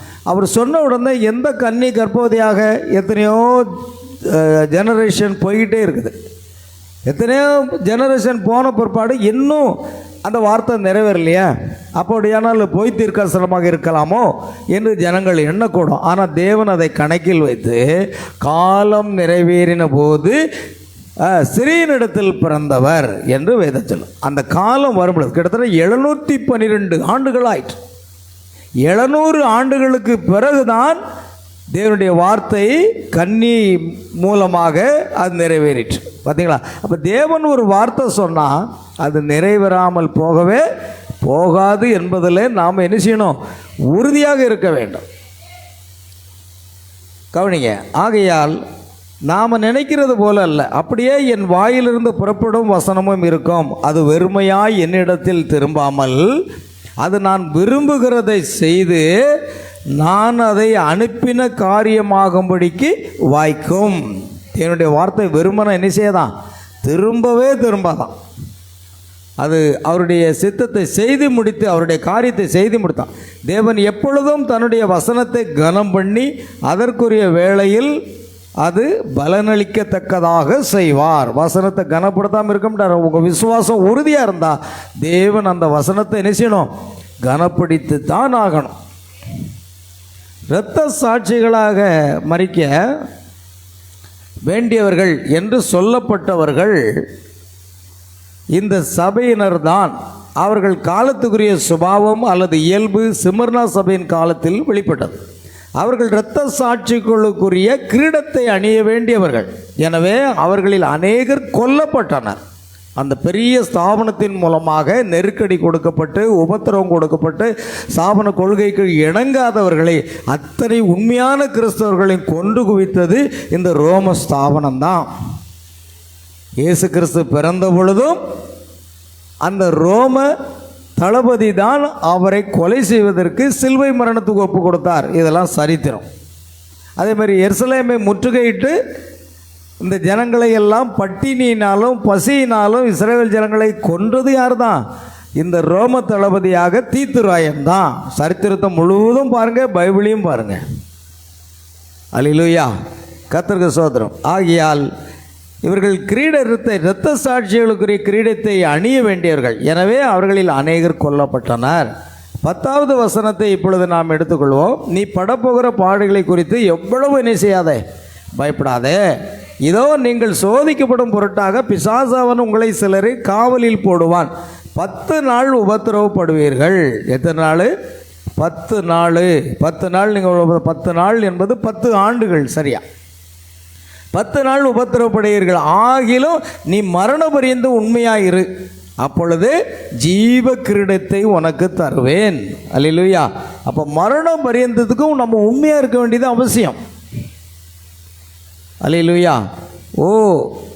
தங்களுடைய நம்பிக்கைக்காக அவர்கள் மரிக்க வேண்டியிருந்த பொழுது அவர்கள் அஞ்ச வேண்டாம் என்று அவர்களுக்கு தேவன் கூறினார். அல்லேலூயா, கர்த்தருக்கு ஸ்தோத்திரம் உண்டாகட்டும். கவனிங்க பிரியமான தேவ பிள்ளைகளே, ஆகையால்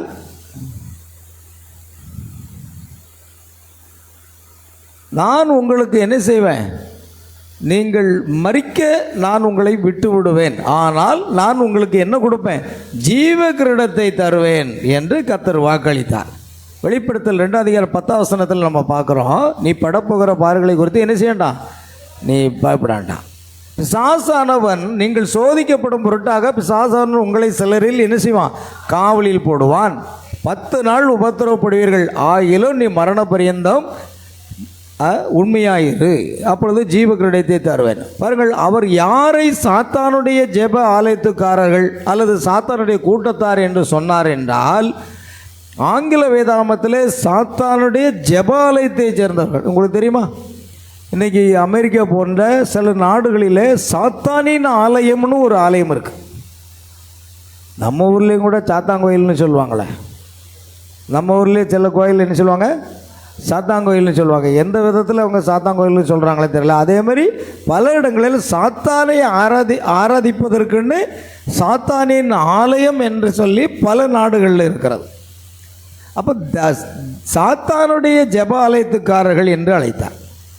ஆமென். சாத்தானுடைய கூட்டம் என்றும் ஆங்கில வேதாகமத்தில் சாத்தானுடைய ஜெப ஆலயத்தைச் சேர்ந்தவர்கள் என்று எழுதப்பட்டிருக்கிறது. கவனிங்க. ஆகையால் பிரியமான தேவ பிள்ளைகளை கவனிங்க. நிக்கோலாய் மதஸ்தனரைத்தான் தேவன் அவ்வாறு அழைக்கிறார். பார்த்தீங்களா? யார் அழைக்கிறாரு? கடைசி நாட்களில் அதான் இருக்குது. அது பேய்களுடைய குடியிருப்பு அப்படின்னு வெளிப்படுத்தின விசேஷத்தில் இருக்குது. கவனிங்க. ஆகையால் அதில் குருக்கள் ஆட்சி ஏற்படுத்தி அங்கே ஒரு ஸ்தாபனமாக இருந்தார்கள். அவர்கள் குருக்களாட்சி ஏற்பட்டு அது எழும்பி இந்த மக்களை துன்புறுத்தவும் செய்த பொழுது இவர்கள் மரணம் ஏற்படுகிற வரைக்கும் சுவிசேஷத்திற்கு உண்மையாக இருக்க வேண்டும் என்று கூறப்பட்டனர். ஆமென். அல்லேலூயா. பாருங்கள், திருமண விழாவில் மணமக்களை வாக்கு கேட்கையில் மரணம் நம்மை பிரிக்கும் வரையிலும் என்று ஒரு வார்த்தையை பயன்படுத்துவாங்க போதகர்கள். அதே போல தான் நாமும் மரணம் நம்ம பிரிக்கும் வரைக்கும் கர்த்தருக்கு உண்மையாக இருந்தால் ஜீவ கிரீடத்தை நாம் பெற்றுக்கொள்வோம். அல்லேலூயா. பாருங்கள், மரணம் நேரிடுகிறதற்கு முன்னால் வரையிலும் என்று அர்த்தம். சரி, இப்போ கவனிங்க. ஆகையால் நீங்கள் பயப்பட வேண்டாம், ஏனெனில் நான் உங்களுக்கு என்ன தருவேன்? ஜீவ கிரீடத்தை தருவேன் என்று வாக்குத்தத்தம் செய்கிறார். இப்பொழுது இன்னொரு வசனத்தை பாருங்கள். 10 நாட்களை பற்றி இங்கு கூடப்படும். இப்போ 10 நாட்கள் உபத்திரவப்படுவீர்கள்னா என்ன அர்த்தம்? வேதத்தில் ஒரு நாள் என்பது ஒரு வருடத்தை குறிக்கும். 10 நாட்கள் என்று கூறியது என்ன குறிக்கிறது? 10 ஆண்டுகள். 10 நாட்கள் என்பது என்னதுங்க?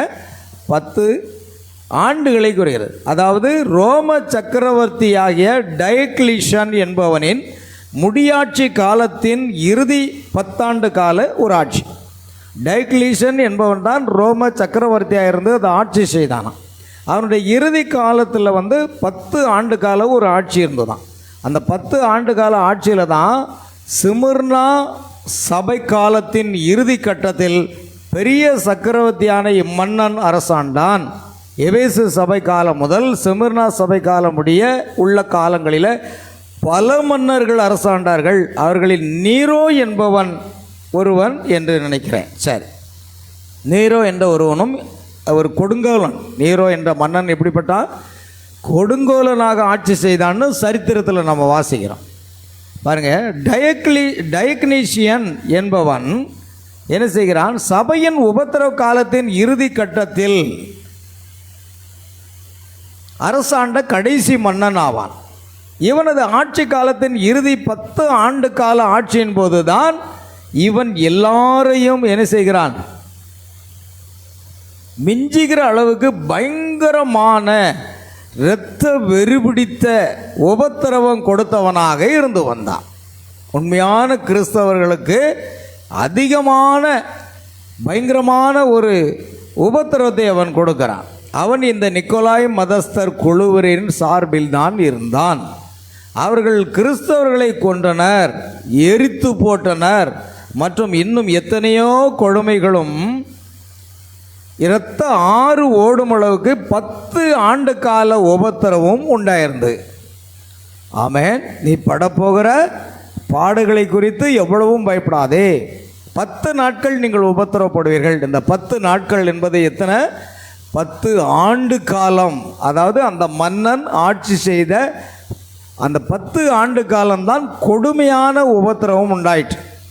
அவனது இந்த கொடுமை வாய்ந்த அரசாட்சி கிபி 301 முதல் 312, அல்லது 302 முதல் கிட்டத்தட்ட 312 முடிய நீடித்தது. அத்தோடு சிமிர்னா சபை காலமும் முடிவுக்கு வந்தது. பாருங்கள், அப்புறம் அது முடிவுக்கு வந்தது. கிபி 312 கான்ஸ்டன்டைனின் ஆட்சி மலர்ந்து கான்ஸ்டன்டைன் கிபி 312 ஆட்சிக்கு வந்தான். இந்த கொடுங்கோல் ஆட்சிக்கு பிறப்பு யார் வந்தால்? கான்ஸ்டன்டைன் வருகிறான். ஆக கிபி 302 முதல் கிபி 312 முடிய அந்த 10 ஆண்டு காலம் அவர்களுக்கு உபத்திரவம் ஏற்பட்டது. பைபிள் சொல்லுது, சோதனை காலத்துக்கு நீங்கள் தப்பித்து கொள்ளும்படி ஜெபத்திலே விழிப்புடன் இருங்கள். அப்போ சோதனை காலங்கிறது எல்லாருக்கும் என்ன செய்யும்? கண்டிப்பாக வரும். ஏன்னா நீ சோதிக்கப்பட்டாதான் பொன்னாக என்ன செய்ய முடியும்? விளங்கப்படும். அழிந்து போகிற அக்னி, அழிந்து போகிற பொன் அக்னினால் சோதிக்கப்படுகிறது போல அதை விட விலையேறப்பட்டதாக இருக்கிற உன்னுடைய விசுவாசம் என்ன செய்யப்படும்? சோதிக்கப்படும். அப்போ நம்ம எல்லா விசுவாசிகளுக்கும் கண்டிப்பாக சோதனை காலம்னு வரும். சோதனை காலத்துக்கு நீ தப்பித்து கொள்ளும்படியாக தேவன் என்ன செய்வாராம்? போக்கை உண்டு பண்ணுவார்னு வசனம் சொல்லுது. அப்போ எந்த வகையிலும் சோதனை காலம் வந்தாலும் அந்த ஜெயிப்பதற்கும் தேவன் நமக்கு சத்துவத்தையும் பலத்தையும் தருவார். ஆனால் ஆபத்து காலத்தில் நீ பின்வாங்கி போயானால், அல்லது சோதனை காலத்தில் நீ பின்வாங்கி போயானால் அவன் மேல் என் ஆத்துமா பிரியமாக இராது என்று வேதம் சொல்கிறது. அதுதான் முக்கியம். எந்த சூழ்நிலையிலும் நம்ம அவருடைய வார்த்தைக்காக நம்ம வாழணும். ஆகையால் கான்ஸ்டன்டைனுடைய ஆட்சி கிபி 302 முதல் 312 அந்த 10 ஆண்டு காலம் உபத்திரவம் முடிந்தது. 10 நாட்கள் உபத்திரவுடைய, அதுதான் 10 ஆண்டுகள் தான் அந்த உபத்திரவ காலம். அதுக்கு பிறகு பிரிமாள் நீரோ மன்னன் கிபி 64 ஆட்சி கட்டில் ஏறிய பொழுது கிறிஸ்தவ சபைக்கு உபத்திரவம் ஆரம்பித்தது. அவனும் ஒரு கொடுங்கோலன் தான். பாருங்க, கிபி 312 டயக்லீசியனின் ஆட்சி முடிவடைந்ததோடு உபத்திரவம் முடிவடைந்தது. அப்புறம் யாரு வர்றா? 11வது வசனம் என்ன சொல்கிறது? ஆவியானவர் சபைகளுக்கு சொல்லுகிறதை காதுள்ளவன் கேட்க கடவன்.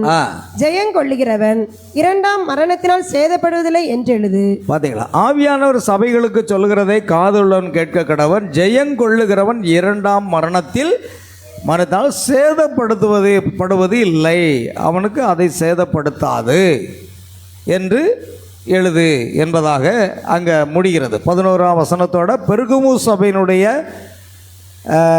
மன்னிக்கும், சிமிர்னா சபையினுடைய காலம் முடிவுறுகிறது. நாம் இன்னும் பெருகுமுக்கு போகலை. ஏன்னா பழைய பாக்கியம் தான் நம்ம பேசிகிட்டு இருக்கிறோம் இல்லையா? அதான் 2 வெளிப்படுத்தல் 2:11. இப்போ கவனிங்க. இப்போது இந்த இடத்தில் நான் ஒன்றை குறிப்பிட வேண்டியனாக, அதாவது இதில் என்ன அப்படின்னா கவனிங்க, ஆவியானவர் சபைகளுக்கு சொல்கிறதை காதுள்ளவன் கேட்க கடவன். ஆவியானவர் சொல்வதை கேட்க காதுகள் திறந்திருக்க வேண்டும். ஒவ்வொரு சபையிலும் காணப்பட்ட அதே காரியங்கள், உபத்திரவங்கள் யாவும் மற்றும் ஒவ்வொரு காரியம் அனைத்து சபைகளிலுமே அது காணப்பட்டது. சபைக்கு என்று சொல்லப்பட்டிருப்பதிலும் சபைகளுக்கு என்று சொல்லப்பட்டிருக்கிறபடியால் அது எபேசுவுக்கு சொல்லப்பட்டது. எபேசுக்கும் மட்டுமல்ல, சிமிர்னாவுக்கும் சொல்லப்பட்டது. சிமிர்னாவுக்கும் மட்டுமல்ல, ஒவ்வொரு சபைக்கும் சொல்லப்பட்ட ஒரு காரியம். அதனால்தான் சபைகளுக்கு என்று சொல்லப்பட்டிருக்கிறது. அதன் அர்த்தம் அதான். சரி, ஒவ்வொரு சபைக்கும் சொல்லப்பட்டது. அனைத்து சபை காலங்களுக்குமே ஆவியானவர் சொல்வதை காதுள்ளவன் கேட்க கடவன். அனைத்து சபைகளுக்கும் பொருந்தும். இயேசும் கூட இந்த பூமியில் இருக்கும் பொழுது பிரசங்கம் பண்ணிட்டு சொன்னார், காது உள்ளவன் எவனோ அவன் கேட்க கடவன் என்று சொன்னார். அதே தான் சபைக்கும், அதே தான். சரி, இப்போ கவனிங்க. ஆக எல்லா சபைக்கும் அது பொருந்தக்கூடிய ஒன்று. ஜெயங்கொள்ளுகிறவன் 2ஆம் மரணத்தினால் என்ன செய்ய மாட்டான்? சேதப்படுவதில்லை. சபை காலத்தில் ஜெயங்கொள்ளுகிறவன் எபேசின் காலத்தில் ஜெயங்கொள்ளுகிறவனுக்கா அல்லது சிமிர்னாவின் காலத்தில் ஜெயங்கொள்ளுகிறவனுக்கு மட்டுமா? எல்லா சபை காலங்களிலும் ஜெயங்கொள்ளுகிறவன். பாருங்க, நீங்கள் வெளிப்படுத்தல் 3ஆம் அதிகாரம் லவோதிக்கேயா சபையின் காலத்தில் 21வது வசனத்தை வாசித்து பாருங்க. வெளிப்படுத்தல் 3:21. ஜெயங்கொண்டு என் பிதாவினுடைய சிங்காசனத்திலே அவரோட கூட உட்கார்ந்தது போல ஜெயங்கொள்ளுகிறவன் எவனோ அவனும் என்னுடைய சிங்காசனத்தில் என்னோட கூட உட்காரும்படிக்கு அருள் செய்வேன். என்னோடு கூட உட்காரும்படி அருள் செய்வேன். அப்போ முதலாம் எபேசு சபையின் காலத்தில் ஜெயங்கொள்ளுகிறவன், ஒவ்வொரு சபை காலத்தில் ஜெயங்கொள்ளுகிறவர்கள் தான் மணவாட்டியாக இருப்பார்கள். தேவன் கொடுத்த வாக்குத்தத்த ஆசீர்வாதங்களை என்ன செய்வார்கள்? பெற்றுக்கொள்வார்கள். ஜெயங்கொள்ளுகிறவன் எவனோ தனிநபர். ஜெயங்கொள்ளுகிற ஸ்தாபனம் அல்ல, ஜெயங்கொள்ளுகிற சபை அல்ல, ஜெயங்கொள்ளுகிற தனிநபர். ஜெயங்கொள்ளுகிற, இப்போ நம்ம சபைக்கு 50 பேர் 100 பேர் வராங்கன்னா இதில் யார் ஜெயம் பெறுகிறார்களோ அவர்கள் தான் அதை பெறுவார்கள். நீங்கள் ஜெயம் பெறாமே சபைக்கு வரலாம், போகலாம். ஆமென். எத்தனை பேர் சபைக்கு வராங்க, எத்தனை பேர் போகிறாங்க, செய்கிறாங்க. ஆனால் ஜெயமுள்ள வாழ்க்கை நாம் என்ன செய்யணும்? நம்முடைய சோதனை வரும் பொழுது அதை ஜெயிக்கணும். ஆமென். அதை ஜெயங்கொள்ளுகிறவன் என்றால் அது வெளிப்படுத்தும். லவோதிக்கேயா சபைக்கும் அதை தான் சொல்லியிருக்கு. ஜெயங்கொள்ளுகிறவன் எவனோ அவன் என்னோடு கூட உட்காரும்படி அருள் செய்வேன். அப்போ ஒவ்வொரு சபையிலையும் காதுள்ளவன் கேட்க கடவன், அடுத்து ஜெயங்கொள்ளுகிறவன் எவனோ என்பதாக சொல்லப்படுகிறது. எல்லா சபைகளுக்கும் அது பொருந்தும். ஆகையால் அவர்கள் 2ஆம் மரணத்தில் சேதப்படுத்துவது இல்லை. இப்போ பாருங்கள், நமக்கு ஒரு 5 நிமிஷத்தில் மட்டும் இதை நம்ம எடுத்துகிட்டு முடிச்சிருவோம். பாருங்கள், வெளிப்படுத்தின விசேஷம் 2ஆம் அதிகாரம் 12 முதல் 17 வசனைக்கு நம்ம வாசித்தோம். பெருகமு சபையின் தூதனுக்கு நீ எழுத வேண்டியது என்னவெனில், இருபுறமும் கற்குள்ள பட்டயத்தை உடையவர் சொல்லுகிறதாவது, உன் கிரியைகளையும் சாத்தானுடைய சிங்காசனம் இருக்கிற இடத்தில் நீ குடியிருக்கிறதையும் நீ என் நாமத்தை பற்றி கொண்டு இருக்கிறதையும். ஆமென். பாருங்க, அந்த நாமத்தை இன்னைக்கு விட்டுட்டாங்களே. ஆதி சபையில் எபேசு சபை, சிம்ரா சபை, பெருகமு சபை எல்லாமே எதை பற்றி இருக்கிறாங்க? இயேசு கிறிஸ்துவினுடைய நாமத்தை பற்றி இருக்கிறாங்க. இன்றைக்கு நாமத்தை விட்டுட்டு பிதா குமாரன் பரிசுத்த ஆவி என்ற பட்ட பெயரை பற்றி கொண்டார்கள். எங்கே போயிட்டு பார்த்தீங்களா? அப்போ இன்றைக்கி சபை என்ன நிலையில் இருக்குது? ஆமென். நீ இன்ன நிலையிலிருந்து விழுந்தாய் என்பதை பார்த்தீங்களா? அப்போ சபை என்பது இன்றைக்கி பெந்தகோஸ்தே வரைக்கும் விழுந்து போன நிலையில் இருக்கிறது. ஆதி சபையினுடைய செயல்பாடுகளோ உபதேசங்களோ இல்லை. ஆதி சபையை நீங்கள் பார்த்தீங்கன்னா அப்போஸ்தலர் 2ஆம் அதிகாரத்தில் அவர்கள் அப்போஸ்தலருடைய உபதேசத்திலும் அந்நியோன்யத்திலும் அப்பம் பக்குதலிலும் ஜெபம் பண்ணுவதிலும் உறுதியாய் தெரிந்திருந்தார்கள். ரட்சிக்கப்படுவர்களை கர்த்தர் அனுதினமும் அவருடைய சபையிலே சேர்த்து கொண்டு வந்தார். அப்போஸ்தலருடைய உபதேசத்தில் அன்றைக்கி சபை எந்த சபை அப்போஸ்தலருடைய உபதேசத்தில் இருக்குது? அப்போஸ்தலருடைய உபதேசத்தில் சபைகளை காண முடியல. அப்போஸ்தலர் 2:38 ஒரே கர்த்தர், ஒரே விசுவாசம், ஒரே ஞானஸ்நானம், ஒரே தேவன், எல்லார் மேலும் எல்லாரோடும் எல்லாருக்குள்ளும் இருக்கிறவர். எங்கே இருக்குது? பெந்தெகோஸ்தே சபையில் இருக்குதா அந்த உபதேசம்? இல்லையே.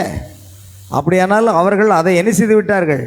விட்டு அடுத்த சாத்தானுடைய சிங்கம், அந்த மிக்கலோய் மதஸ்தருடைய போதனை, அது கிரியையாக இருந்து அது போதனையாகி அது ஆவியாகி ஒரு மனிதன தலைவரை ஏற்படுத்தி ஒரு பெரிய ஸ்தாபனமாகி கடைசியில் அது என்ன ஆயிட்டு?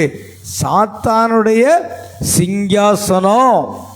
2 தெசலோனிக்கேயர் ஏற்கனவே நம்ம தியானித்திருக்கோம் பாருங்கள். அவன் தேவனுடைய சிங்காசனத்தில் உட்கார்ந்து தேவனை போல இருப்பான் என்று 2 தெசலோனிக்கேயரில் ஒரு வசனம் இருக்கிறது பாருங்க, சீக்கிரம் வாசிங்க.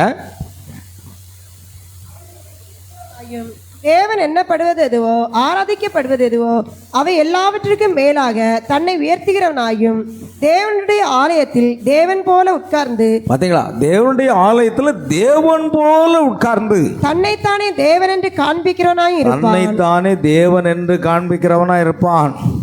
அல்லேலூயா, ஆமென். நான் காலையில் வாக்கிங் போகும்போது ஒரு வீடியோ கேட்டேன். ஒரு போதகர் போட்டிருந்தார். அவர் சொன்னார், ஒரு அந்தி கிறிஸ்துவனுடைய செயல்பாடுகள் அனைவும் அமெரிக்க அதிபர் ட்ரம்புக்கு இருக்கிறது அப்படின்னு சில காரியங்களை சொல்லிக்கிட்டே வந்தார். அந்தி கிறிஸ்து எப்படி செயல்படலாம், அது சர்வாதிகாரம் அந்த மாதிரிலாம் சொல்லி சில காரியங்களை சொல்லிட்டு வந்தார். ட்ரம்புக்கு அந்த அந்தி கிறிஸ்துவனுடைய காரியம் இருக்கிறது என்று சொல்லி. அப்போ பார்த்தீங்கன்னா கடைசியில் சொன்னார், ஆனால் அந்தி கிறிஸ்து ட்ரம்ப் அல்ல, ஐரோப்பாவில் இருந்தால் வரணும் அப்படின்னு சொல்கிறாரு. இது எந்த காலத்திலேயே செவன்த் டே சர்ச்சில் இருந்தே அந்தி கிறிஸ்து யார் அப்படிங்கிறது தெளிவாக போட்ட புஸ்தகமே என் கையில் இருக்குது. தீர்க்கதரிசி பிரணாம் பேசுவதற்கு முன்பாகவே செவன்த் டே சர்ச்சில் அந்தி கிறிஸ்து யாருங்கிறது தெளிவாக அவங்க வெளியிட்டிருக்கிறாங்க. ஆனால் இவர் ஐரோப்பியில் இருந்தால் வரணும், ஐரோப்பியில் இருந்தால் வரணும் அப்படின்னு சொல்லி முட்டையாக சொல்கிறார். ஏன்னா ஜனங்களை மனம் கஷ்டப்படுத்திடக்கூடாது. நான் உடனே போட்டேன், அந்தி கிறிஸ்து என்பவர் போப்பு தான் என்று உடனே ஒரு கமெண்ட் பண்ணி விட்ருவோம். ஒரு வீடியோ கேட்டேன் அப்படின்னா உடனே கமெண்ட்டை பண்ணி விட்ருவேன். அந்தி கிறிஸ்துங்கிறது யார்? போப்பு தான் அந்தி கிறிஸ்து அப்படின்னு சொல்லிட்டு கமெண்ட்டை அனுப்பிவிட்டேன். அதுக்கு என்ன வருதோ தெரில. ஆனால் கவனிங்க பிரியங்களா, அதை சொல்லதுக்கு பயப்படுறாங்க.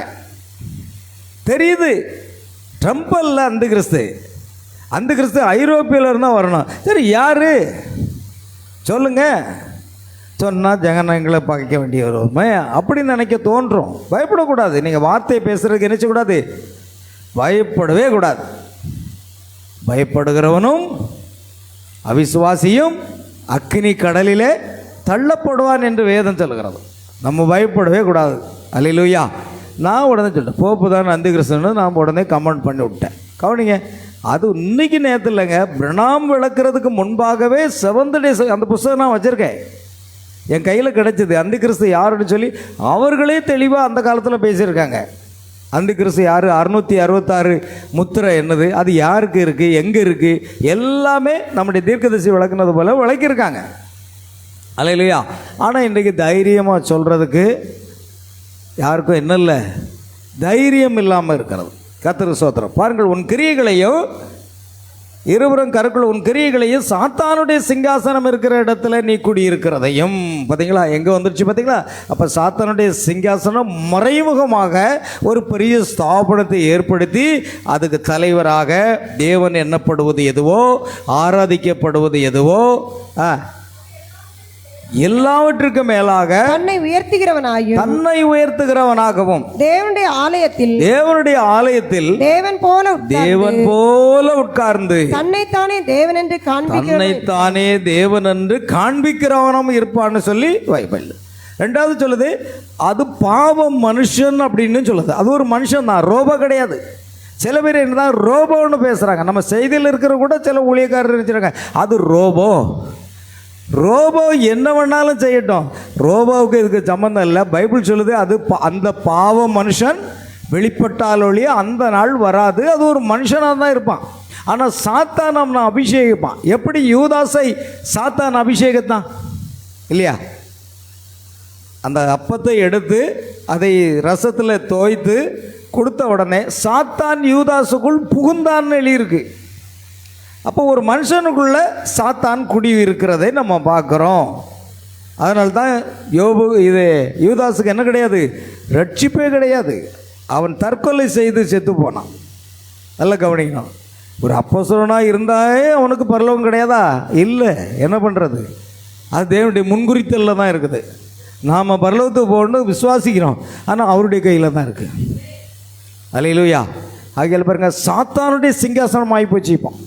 ஏன்னா இந்த ஆதாம ஏவாளும் பாவத்துகள் விழுவதற்கு முன்பாகவே நான் உன்னதமானவருக்கு ஒப்பாவேன், வானங்களுக்கு மேலாக வாசிங்க. யாராவது எடுத்து அந்த ஒரு வசனத்தை வாசித்துருங்களேன்.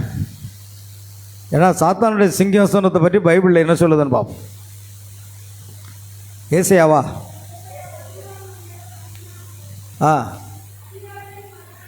அதிகாலையின் மகனாகிய விடிவெள்ளியே, நான் வானத்திலிருந்து, நீ வானத்திலிருந்து விழுந்தாயே, ஜாதிகளை ஈனப்படுத்தினவனே, நீ தரையிலே வெட்டப்பட்டாயே, நான் வானத்துக்கும் ஏறுவேன், தேவனுடைய நட்சத்திரங்களுக்கு, நான் வானத்துக்கு ஏறுவேன், தேவனுடைய நட்சத்திரங்களுக்கு மேலாக, தேவனுடைய நட்சத்திரங்களுக்கு மேலாக என் சிங்காசனத்தை உயர்த்துவேன். பார்த்தீங்களா? அந்த அந்தி கிறிஸ்து தேவனோடு யுத்தம் பண்ணுவதற்காக நான் வானத்துக்கு ஏறுவேன். வானத்தினுடைய தேவனுடைய நட்சத்திரங்களுக்கு மேலாக, நட்சத்திரங்களுக்கு மேலாக என் சிங்காசனத்தை, என் சிங்காசனத்தை அங்கே ஸ்தாபிப்பேன்னு சொல்றான். தேவன் என்ன செய்தார் பாருங்க. வடபுறத்தில் உள்ள ஆராதனை கூட்டத்தின், சரி விடுங்க. அதாவது சாத்தான் சிங்காசனத்தை அங்கே ஸ்தாபிக்கிறான். தேவன் பார்த்தாரு, அவனை அகாதமான பாதாளத்தில் தள்ளிட்டார். அவன் ஆதாம ஏவாளையும் பாவம் செய்து வச்சு அவர்களை தேவனை விட்டு பிரித்தான். இது சாத்தானுடைய வேலை. அல்லேலூயா. பிரித்தான். இப்பொழுது இந்த உலகத்துக்கு அதிபதியாகி தான் இயேசு கிறிஸ்து உயர்ந்த மலையில் கொண்டு போய் இந்த உலகத்தின் மகிமையெல்லாம் காண்பித்து, சாஷ்டாங்கமாய் என் காலில் விழுந்து பணிந்து கொண்டால் இந்த உலகத்தின் மகிமை உமக்கு தருவேன்னு சொல்கிறான். அப்போ இந்த உலகத்துக்கு யாராயிட்டாவே? ராஜாவாயிட்டான். ஆதாமும் ஏவாள் தான் ராஜாவும் ராணியாக இருந்தாங்க. ஆனால் அதை அபகரித்து கொண்டான். பஞ்சகமாக சூழ்ச்சியாக அபகரித்து கொண்டு இந்த உலகத்துக்கு இப்போ ராஜா யாருன்னா சாத்தான் தான். அல்லேலூயா. சாத்தான் இருக்கிறான். ஆகையால் சாத்தான் இந்த கடைசி காலத்தில் ஒரு மனிதனில் குடிகொண்டு தன்னுடைய சிங்காசனத்தை ஸ்தாபித்து வைத்திருக்கிறான். அதனால் நீ எங்கே இருக்கிற உண்மையான கிறிஸ்தவனே? நீ சாத்தானுடைய சிங்காசனம் இருக்கிற இடத்தில் நீ குடியிருக்கிறதையும் என் நாமத்தை பற்றி கொண்டு இருக்கிறதையும், ஆமென், எந்த சூழலில் இயேசு கிறிஸ்துடைய நாமத்தை விட்டுறாதீங்க.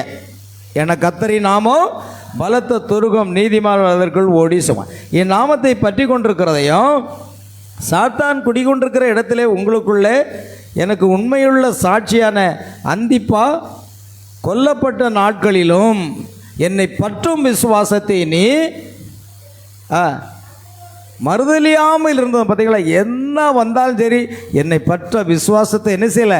மறுதலிக்கலை. துன்பம் வந்தா, பிரச்சனை வந்தா, சபையில் பிரச்சனை வந்தா, குடும்பத்தில் பிரச்சனை வந்தா, அல்ல சோதனை வந்தா ஆண்டவர் விட்டு விலகி போயிடுறாங்க. இங்கே உண்மையானே இவங்க மறுபடியும் பிறந்திருந்தால் அப்படி அல்ல. என்னதான் உபத்திரம் வந்தாலும் வார்த்தைக்காக, சத்தியத்துக்காக நிற்பார்கள். அதுதான் முன்குறித்தல்.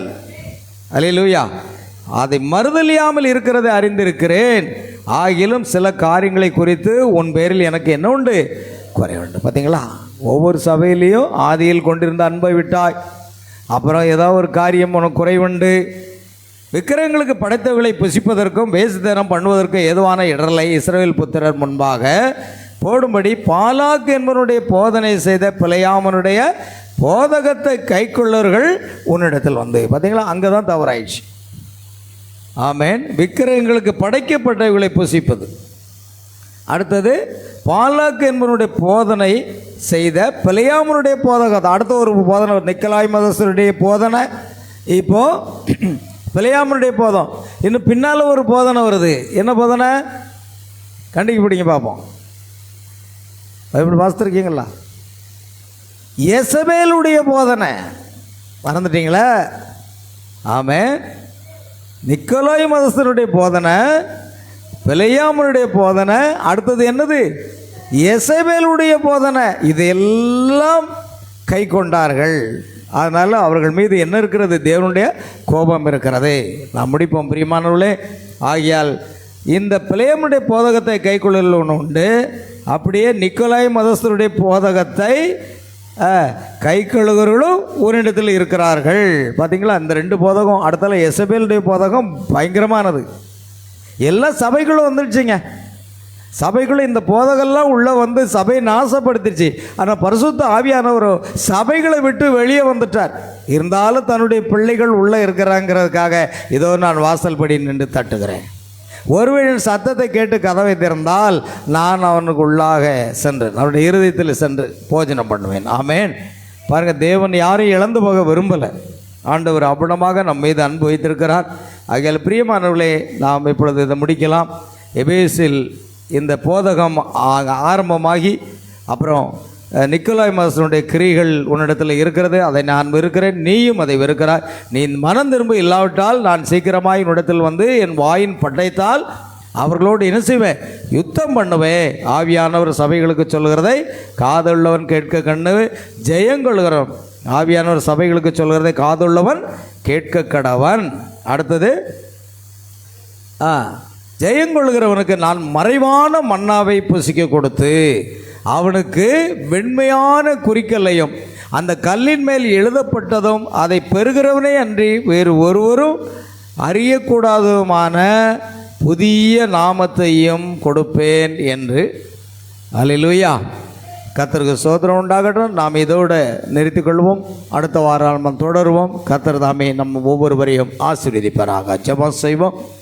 அன்பும் கிருபையும் இரக்கம் நிறைந்த பரலோக பிதாவே, உம்மை நன்றியோடு உம்மை துதிக்கிற ஸ்தோத்திரிக்கிற கர்த்தாவே, ஆசீர்வதிக்கப்பட்ட இந்த மாலை வேளையிலும் நாங்கள் உம்முடைய பாதத்தில் வந்து உம்மை துதித்து உம்மை பாடி உம்மை ஆராதித்து உம்மை மகிமைப்படுத்தவும், உம்முடைய ஜீவனுள்ள வார்த்தைகளை கேட்கவும் கர்த்தர் எங்களுக்கு கொடுத்த கிருபைக்காக நன்றி செலுத்துகிறோம். ஆண்டவரே, ஒரு உண்மையான திருச்சபை பரிசுத்த ஆவியினுடைய வல்லமையோடு உலகம் முழுவதும் சுவிசேஷம் கொண்டு சொல்லப்பட்டதை நாங்கள் பார்த்தோம். ஆனால் கள்ளச்சபை உருவாகி அது சாத்தானுடைய சிங்காசனமாக மாறி உண்மையான கிறிஸ்தவர்களுக்கு எத்தனையோ உபத்திரவங்களையும் தொல்லைகளையும் வேதனைகளையும் கொடுத்து அநேக இரத்த சாட்சியாக மரித்தார்கள். ஆனாலும் உனக்கு நான் ஜீவ கிரீடத்தை தருவேன் என்று சொன்னீர். ஆண்டவரே, அவ்வளமாக ஒவ்வொரு சபை காலத்திலேயும் நீர் ஒரு வாக்குத்தத்தத்தை செய்திருக்கிறீர்.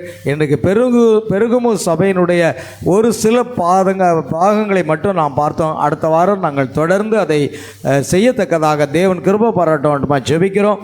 அதை கேட்கத்தக்கதாக தேவனுடைய ஆவியானவர்களுக்கு உதவி செய்ய இந்த செய்தியான அநேக தேவ பிள்ளைகளுக்கு பிரயோஜனமாக இருந்து மனம் திரும்பி ஜீவனுள்ள வார்த்தைக்கு நேராக திரும்ப கிருபை செய்ய வேண்டுமாய் ஜெபிக்கிறோம். இந்த ஆராதனையில் கலந்து கொண்ட ஒவ்வொரு சகோதர சகோதரிகள் பிள்ளைகள் அனைவரையும் ஆசீர்வதிப்பீராக. சகல துதி கன மகிமை யாவற்றையும் உமக்கு செலுத்துகிறோம். கர்த்தராகிய இயேசு கிறிஸ்துவின் நாமத்தில் கேட்கிறோம் பிதாவே, ஆமென். என் ஆத்மாவே கர்த்தரை ஸ்தோத்திரி, என் முழு உள்ளமேருடைய பரிசுத்த நாமத்தை ஸ்தோத்திரி. என் ஆத்மாவே கர்த்தரை ஸ்தோத்திரி, கர்த்தர் செய்த சகல பாரங்களையும் மறவாதே, ஆமென். நம்முடைய கர்த்தராகிய இயேசு கிறிஸ்துவின் கிருபையும் தேவனுடைய அன்பும் பரிசுத்த ஆவியுடைய ஐக்கியமும் சந்தோஷமும் சமாதானமும் சுகமும் பலமும் ஆசீர்வாதங்களும் நம் அனைவரோடும் நம் குடும்பத்தார் அனைவரோடும் சகல பரிசுத்தவான்கள் அனைவரோடும் இன்று என்றும் சதா காலமும் நிலைத்திருப்பதாக. அல்லேலூயா. Praise the Lord. கர்த்தராகிய இயேசு கிறிஸ்து உங்கள் ஒவ்வொருவரையும் ஆசீர்வதிப்பாராக. God bless you. God bless you.